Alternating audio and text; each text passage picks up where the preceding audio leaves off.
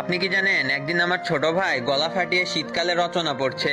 পৌষ ও মাঘ এই 2 মাস মিলে শীতকাল। এই সময় যুবক ছেলেদের একা একা থাকতে অনেক কষ্ট হয়। আব্বা পাশে বসে পেপার পড়ছিল। ছোট ভাইয়ের শীতকালে রচনা শুনে পেপার রেখে লাফ দিয়ে উঠলো। ওই তুই কি পড়ছিস? ছোট ভাই বলল, আব্বা শীতকালে রচনা পড়ি। আব্বা বলল, এই রচনা কোন বইয়ে লিখেছে? ছোট ভাই বলল, আব্বা বইয়ে এই রচনা লিখা নাই, স্যার বলেছে এবার পরীক্ষায় রচনা আসবে শীতকাল, তাই বড় ভাইয়ের কাছ থেকে এই রচনাটা লিখে নিয়েছি, সেইটাই মুখস্থ করছিলাম। আব্বা বলল, ও তাইলে এটা বড় হারামজাদার কাজ। মনে মনে সন্দেহ আসিল, ডাক দে বড় হারামজাদাকে। আমি তখন বাথরুমে বসে সিগারেট খাচ্ছি, এমন সময় ছোট ভাইয়ের ডাক। তাহমিদ ভাই, আব্বা ডাকে, অবস্থা বিশেষ ভালো না, তাড়াতাড়ি আসো। আমি তাড়াতাড়ি সিগারেট বাথরুমে ফেলে দিয়ে মুখের সিগারেটের গন্ধ দূর করতে টুথপেস্ট খুঁজতে লাগলাম। তখনই মনে হলো টুথপেস্ট আগের দিন শেষ হয়েছে, তাই শ্যাম্পুর বোতল থেকে একটু শ্যাম্পু নিয়ে মুখের মধ্যে চালান করে দিলাম। ওরে আল্লাহ, এর থেকে বিষ খাওয়া ভালো আসছিল। একটু সব ফেলে দিয়ে কয়েকবার কুলি করলাম, তারপর আব্বার সামনে গিয়ে হাজির। আব্বা বললো, তো বড় সাহেব এতক্ষণ কই ছিলেন, আসতে এত সময় লাগলো? আমি কইলাম, জি আব্বা, পড়তেছিলাম, সামনে পরীক্ষা না, ওই সময় নিয়মিত পড়ার চেষ্টা করতেছি, ইনশাআল্লাহ এবার আপনার মুখ উজ্জ্বল করব। আব্বা রেগে গিয়ে বললেন, ওই হারামজাদা, আমার মুখ কি অন্ধকার নাকি যে উজ্জ্বল করবি? তবে কথা অবশ্য খারাপ বলিস নাই, আগে আমার মুখ উজ্জ্বলই ছিল। তুই যখন এসএসসিতে 2 বার আর এই এসএসসিতে 3 বার ফেল মারছিস, তখনই মুখ কালো হয়ে গিয়েছে। এবার আর মুখ উজ্জ্বল করার দরকার নাই বাবা। তো বাপজান, ছোট বাপজানের রচনা কি আপনি লিখে দিছেন?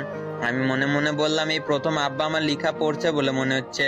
তাই খুশিতে বক বক হয়ে বললাম, জি আব্বা, এগুলো হচ্ছে আমার ছোটখাটো প্রতিভা। ছোট ভাই রচনা লিখে চেয়েছে, তাই না করতে পারিনি, লিখে দিয়েছি। আব্বাই বলল, তো আব্বাজান কি কি লিখছেন একটু পড়ে শোনান। আমি ছোট ভাইয়ের খাতা নিয়ে পড়া শুরু করলাম। পৌষ ও মাঘ মাস এই 2 মাস মিলে শীতকাল। এই সময় যুবক ছেলেদের একা একা থাকতে কষ্ট হয়। এই লাইন পড়ে চুপ করে আছি। আব্বা চোখ বড় বড় কইরা কইলো, থামলি কেন, পর পর। আমি আবার শুরু হইলাম। এই সময় রাতে অনেক শীত পড়ে, রাতের বেলা একা একা থাকা খুবই কষ্টসাধ্য। হাত পা ঠান্ডায় বরফ হয়ে আসে। বাংলাদেশের এক গবেষণায় দেখা গিয়েছে যে এই ঋতুতে বাংলাদেশে বিয়ের হার প্রচুর পরিমাণে বেড়ে যায়। তাই বাংলাদেশের বিখ্যাত অনেক লেখক এই ঋতুকে বিয়ের ঋতু বলে আখ্যায়িত করেছেন। বিয়ের ঋতু নিয়ে রবীন্দ্রনাথ লিখেছেন, আমারও পরানো যাহা চাই, বিয়েরও ঋতু তাই, বিয়েরও ঋতু তাই গো। কাজী নজরুল ইসলাম লিখেছেন, আমি সব ভেঙে ফেলে করব চুরমার, কেন বিয়ের ঋতু পৃথিবীতে আসে অনেক দিন পর পর। গবেষকরা আরো বলেছেন যে বাংলাদেশের জনসংখ্যা বাড়তে এই ঋতুর বিশেষ অবদান আছে, যা বাংলাদেশের অন্যান্য জন্মহার কম দেশের কাছে ঈর্ষণীয়। আব্বা একটু শোনার পরে বুক ধরে ফ্লোরে বসে গেলেন। আমি বললাম, আরো বলবো আব্বা?